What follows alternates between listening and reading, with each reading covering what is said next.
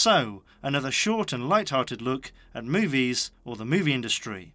What's our subject today? Oh dear. The entertainment industry, if you haven't noticed, is wrapped up in a series of scandals where a number of powerful people have used their influence, or allegedly used their influence, to have sex with aspiring actors or actresses or colleagues, or to silence them after harassing them, or even raping them. Now, I think it's important to say that many of the people who've been accused of harassment, or worse, deny those allegations and have not been found guilty. Others, such as Louis C.K., who as I understand it was accused of indecent exposure, have admitted wrongdoing. Bill O'Reilly recently tweeted, because I'm doing that now, I'm reading tweets, that America has trial by media.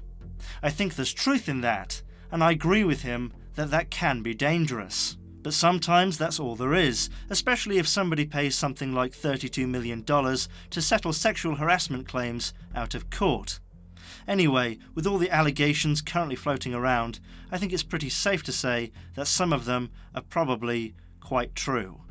At the moment, at least 77 women have said that now fallen Hollywood big lad Harvey Weinstein at some point harassed them. 12 have said he raped them. To which Weinstein has essentially said, I didn't do anything wrong, but sorry about that. The wink is my own. A number of people have come forward alleging actor Kevin Spacey at some point harassed them or assaulted them. Then you've got all that stuff against Steven Seagal, Bill Cosby, fresh allegations against George Takei, Jeremy Piven, Richard Dreyfuss, Brent Ratner, and many more. This sort of stuff isn't new. R.E., Roman Polanski, and Woody Allen. And reportedly, Marilyn Monroe, according to the book Sex, Drugs and Cocoa Puffs, in turn, according to a story that may or may not have been embellished that Norman Mailer would tell, said after landing her first big contract with Fox, well, that's the last cock I eat. Or something along those lines. True or not, what a hilarious and terrifying quote. Of Weinstein's recent public exposure, comedian Rich Hall has said that he, along with 12 million other people living in LA, are all guilty of knowing exactly what Weinstein was doing. Why haven't people spoken out about this before? Why have some remained silent for so long? I'm not part of Hollywood, but I know a few people who are. No recognizable or powerful names, but still, from those people, I've heard stories about Spacey and others.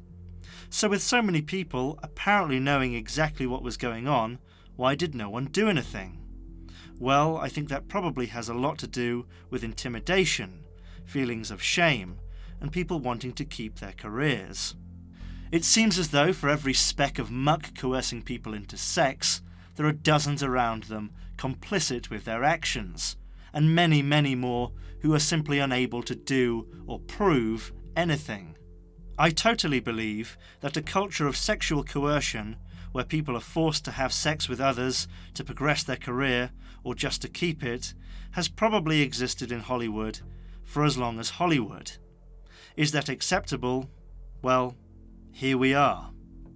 Really, it seems that Weinstein's open secret and the publication of allegations by the New York Times on October the 5th has blown the lid of what was essentially an industry standard.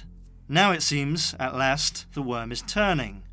How bizarre to think that 2017 is the year this shit stops being acceptable.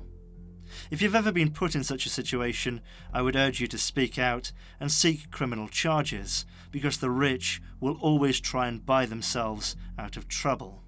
Where it turns out the allegations against them are true, the ending of the accused's career is not enough. They belong in jail. I don't think it's a controversial statement to say rapists belong in jail. Only then will this stop being the norm. Hollywood, run by lecherous old scumbags who would have been strung up in the non-swing 20 years ago if they'd have been in a different industry. Who'd have thought it? I'd love to know what you guys think about all of this, and especially I'd like to know how you guys think that Hollywood can stop the rot, and how Hollywood can stop this from happening again and from becoming endemic again. As ever, thank you very much for joining me. I'm sorry this wasn't a bit more of a light-hearted episode, but join me next Monday where hopefully it will be. Don't forget to like, it really helps me out. See you then. Hi, Comic Central. Do you have any advice for a young girl moving to Hollywood? I'll get live with it. Harvey Weinstein invites you to a private party and enforces and stuff.